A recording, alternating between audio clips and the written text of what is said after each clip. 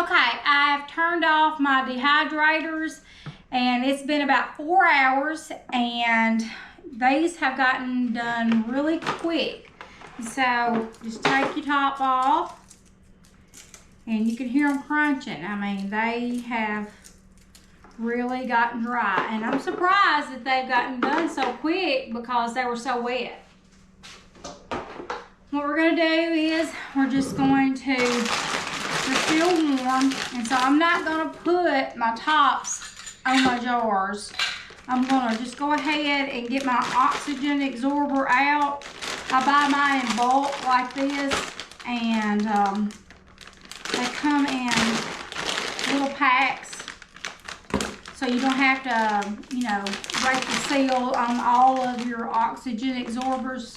But once you use these, you kind of need to use them up once you open them, because they will absorb moisture that's in the air. And what I normally do is I'll put them in a fruit jar after I've opened up this little pack. And if there's some left over, that's what I do. So, let me see, let's get my scissors. We'll open these up.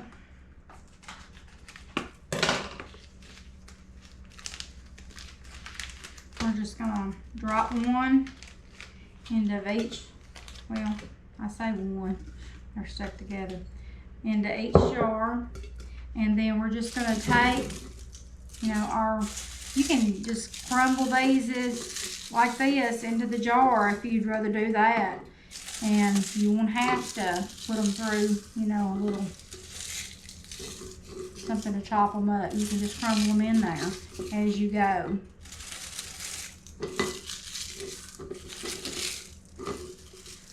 But these have really turned out great.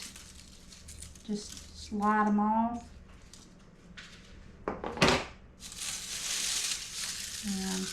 I think that's what I'm going to do. I think I'm just going to crumble them into my jars. And I tasted of one, and they're really strong. So that's a good thing. The flavor is really there. And they're still nice and green. I mean, they will fade. They will turn darker, lighter, and lose some of their color. And you can vacuum seal these into the jars, and that's normally what I do. If I'm not going to be using them up so fast, I'll put my oxygen absorber in, and then I'll, you know, seal my tops.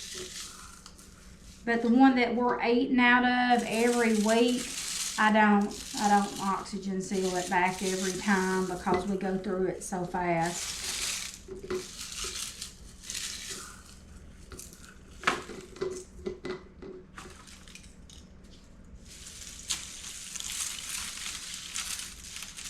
And you may think that these are really hard to clean, but they're really easy to clean up, these trays. You just merge them in your water. Let me flip this light and get some little bit more light in here.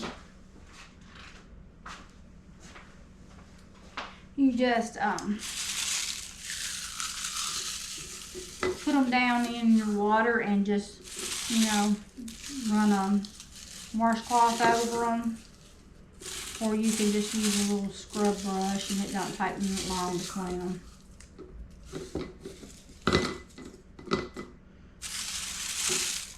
So it looks like one dehydrator full is going to give you about a quart.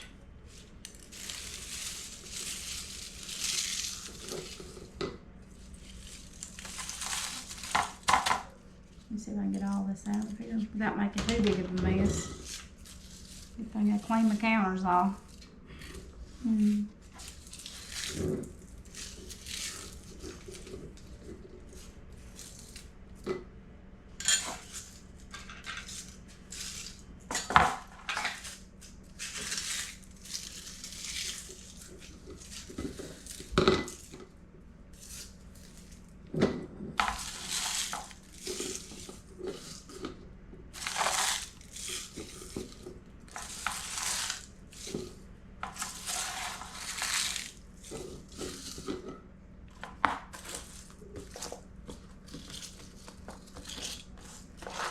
I will still have another cutting off the top of my onions if they start growing out really well. And because I probably won't use the method of hanging mine and braiding my stems, because I want to get use out of my stems. Now, a lot of people, you know, they will tie them together, or they'll lay their onions out there and let them dry with the stems, you know, on them. But I want to use my stems for my green onion powder. So with that being said, I just am probably gonna take the rest of mine that are out there. Once they start growing and my onions get as big as I want them to be, I'll probably get those and go ahead and chop them off and just let my onions dry with a little bit of stem on them. I don't worry about having the long stems, because most people are going to end up chopping those off anyway. What are you going to do with them? I mean, because they've turned brown and, you know, they're not pretty and green like this, and you really can't use them in anything. But you can take advantage of it and use it like this.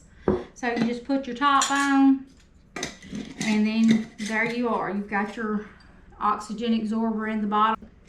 But I'm going to just leave the top off of this for a little bit, because they're still they're a little warm, not much, but I want to make sure that it's getting all the moisture out that it can before I put my little lid on there. And so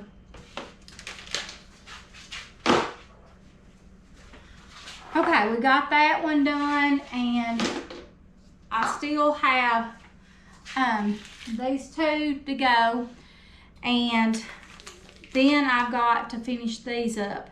And so with that being said, we had about 4 bowls in these 3 dehydrators, and I have 6 bowls of green stems over here ready to go. So that kind of gives you an idea about how many we're going to end up having. But I'm excited to see the end results. But I just wanted to do a follow-up video and let you see and hear how crispy they are. And like I said, it didn't take but about 4 hours. So I wanted to get back on here today, and I wanted to show you the end results to our onion top harvest. And thank you for coming out and joining us here today at the Farmer's Kitchen. And we will be back later on this week and see what else we've got going on around here. If you haven't subscribed to the Farmer's Kitchen or to Tina Laster Farm, please, I would encourage you, and I would be so thankful if you would subscribe to either one or both of my channels, because we're going to be doing a lot of great things around the farm this year, harvesting a lot of abundance, I hope, out of that garden this year. So thank you for joining me here at the Farmer's Kitchen. I'm Tina Laster. I will catch you next time. God bless.